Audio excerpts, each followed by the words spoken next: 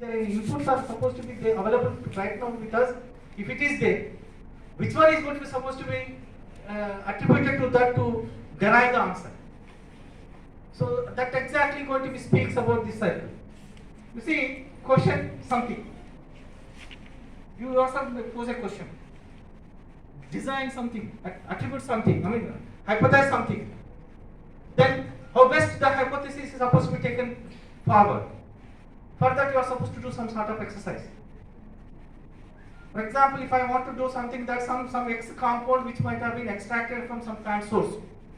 For example, somebody will say that this plant material is having some anti-diabetic activity. That was the literature, that was the information which I have. So that I see that whether the compound may have the anti-diabetic activity or not, what I am supposed to do. I should have a defined objective. What I am supposed to do, what to do. Yes, somebody says that this is the query, that this is having some activity. So to address that activity, how to do that? Is it not? That's what. Then once you do something you know, then conclude something. You have to do some experimentation. You have to do something by adapting some tools. There you are supposed to have something in your hand. Some data should be there with you. Or some information, some input is going to be there out of your activity. Then conclude it. Sum up the things. Draw the conclusion and give it up to the society. I think that is the research. Yes, next slide. And generally we have different types of classifications. I think the research classification broadly falls into these three categories. One is application of research study, objectives undertaken for the research activity, and inquiry mode of inquiry. Each one is again different subheads. See, pure research and applied research, which is generally considered under applications of the research activity. Descriptive, correlational, explanatory, and exploratory activities might be your objectives. And the structured approach or unstructured approach is supposed to be. See, for example, as I said, question. Go back to the earlier slide. When you remember, recollect that there is a question. So the question may be whether it belongs to a pure lines of your research activity or maybe applied aspects of your research activity, whatever the line it may be. Once you have that question, then you are supposed to define, design, have an objectivity. What type of objective? Is it a descriptive way? Is it in a correlation way? And you are supposed to have information and you have two different sorts of data available with you in your hand, and you want to compare and correlate. Is it going to be correlate like that? Or if you want to have some sort of information and which is supposed to be some sort of explanation where you are supposed to put your effort to give an explanation for that. Why it happened. So for somebody might have proved, as I said, some researcher might have come out with a statement stating that so-and-so compound is exerting its toxic effect at tissue level, at cellular level. That was the statement. Now, whether really the compound is going to be interferes with important, vital, essential, functional aspects of cell, we have to insight into that. So you are supposed to, if at all you want to say that yes, it has been proved, tested positive, or it is disproved, until unless you are involved in self and you want to give a solution. Is it that? Then explanatory one. Then exploratory. Already there data, it is all pertains to secondary data. We have primary data and we have secondary data. Depending on the secondary data, you can explore the things and you will come out with some sort of project. Then, inquiry mode, we have defined the structured experiments or unstructured experiments is also going to be there. Next slide, please. Yeah, past, present, future. It's true. Research is always. For example, today you are defining some activity, some research work taken up. That may be your present work, which you are intended to do. But this present work intent depends upon your past in the sense what might have been done. Is there any work, similar type of work or such type of related works might have been performed by any researcher earlier? If at all they perform, in which way, what are the objectives they might have been targeted? Any gaps might have been left over during their activity. If at all any leftover is there in that activity, that can be taken into consideration to explore by yourself, which is going to be the present activity. And once you have present activity, I mean, then you are going to derive, you are going to come out with some sort of conclusion. That conclusion lays a path or foundation for futuristic perceptions. Or the future generations are going to take that as a clue for further working on the same area. Is it not? So research is in a continuous process. It's not going to end. It is go on. For example, I'll tell you benzene. You know the benzene, it is an organic solvent. Well established, it is considered to be a class 1 carcinogen by IARC. Is it not? Benzene known to be potent carcinogen which is going to induce cancers when it is going to be exposed. In spite of already known that it is a carcinogen, it triggers the carcinogenic activity in a cell when it is interacting, if at all, enter into the system. But still, even till today also people are working on the benzene, taking benzene as a compound. Though we established, well established activity about the benzene. So it is a continuous process. It is not going to stop, is it not? So research is in a continuous process which constitutes of past, depends on the past experiences, wherein you are supposed to take up, work it out, and lead a foundation and path for further improvisation. Next slide, please. So, objectives of the research, as I said. So, what are the objectives are supposed to be there? Descriptive objective, correlational, and explanatory. I think the terms, there are self-explanatory terms. Next slide, please. So, these are the elements which exactly we are supposed to take into consideration. One is context. The other one is problem. The third one is activity. Fourth is resource, the output, and assessment. So, context. But I mean, here, what context in the sense, in which area we are doing? What is exactly the purpose of our study? That one should have a clear idea about that. If we didn't have the clarity, what we are supposed to do, what exactly the conceptual framework where we are supposed to work it out, it's very difficult to move ahead. Once you know the concept, then what might be the problems involved in that concept? Context. So, a number of problems may be there.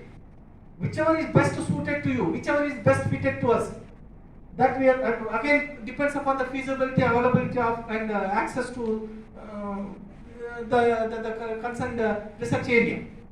So, basing on that, you are supposed to design your own work. Not all the works, not all the questions, not all the possibilities, not all the queries are supposed to be taken up by individual and going to address it. Is it not? It's having its own limitations too. Then, once you know the question, the activity.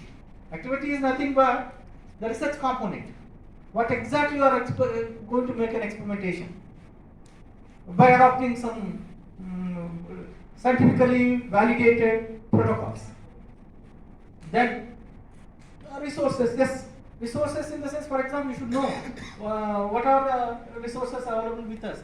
So maybe your literature, or maybe established protocols or procedures, or maybe, for example, if you are working with some animal models, how they are supposed to be, what are the facilities we may have at our working places, all the things comes under that resource activity. Then output. Once you do all the things, definitely there will be output, and that is supposed to be assessed and documented. Documentation is one of the integral part. As in the morning somebody is pointing out that what are the observations made by us, our scientific investigations is supposed to be documented. If it is going to be documented, the documentation is supposed to be used as a standard reference to the next generations. Whether it may be whatever the hypothesis you may target it is supposed to be reach to the null hypothesis, justify the null hypothesis in statistical way. Next please. The same thing which we have been projected in this schematic way. For example, what might be the good research? So whatever we mentioned, those elements of the research.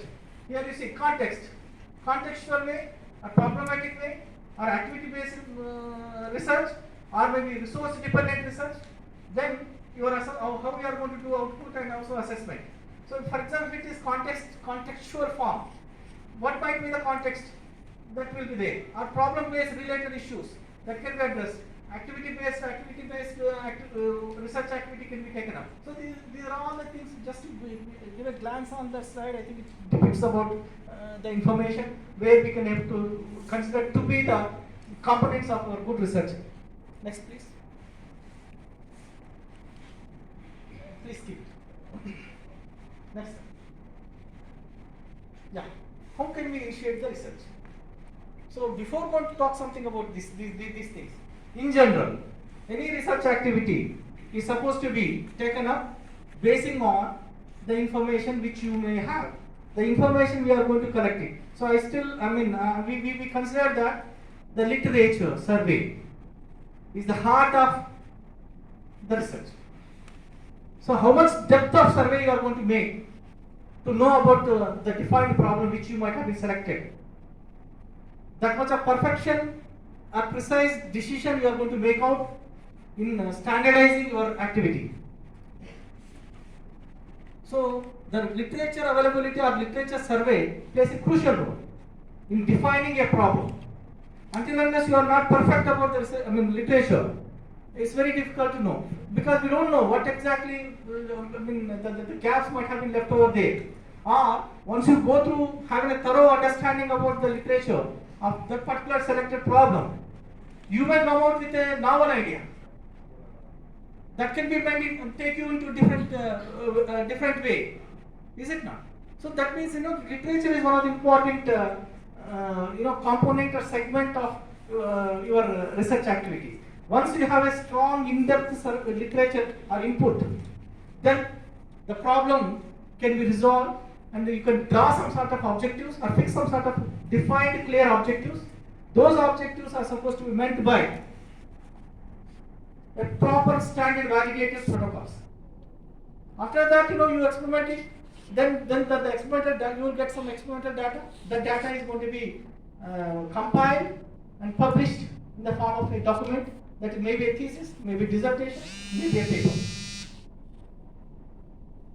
I think these are the same thing. Content, context, problem, activity, and resources. Please, next slide, please. So that defines that. What might be the problem? What is the activity? What might be the resource? And what is the output? Next slide, please. This is one example to make you to understand. I don't think that this is required. Next please.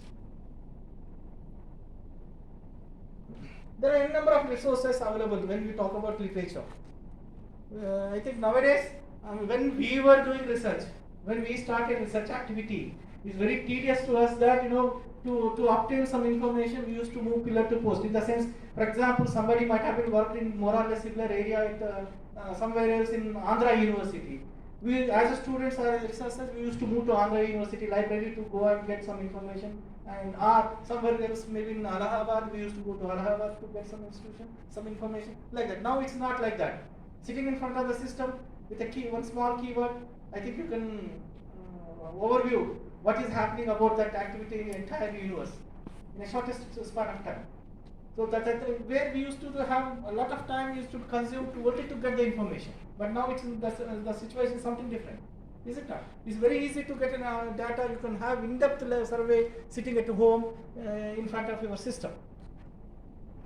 So these are some of the sources. Next slide, please. So generally we have experimental based studies and non-experimental based studies are going to be there. And here, because we are talking something about the project assignments to only UG students, and when you come to UG or maybe PhD programs, in PhD programs the strength is limited in the sense one-to-one interaction is going to be there, a faculty, a supervisor or a researcher with that of a student.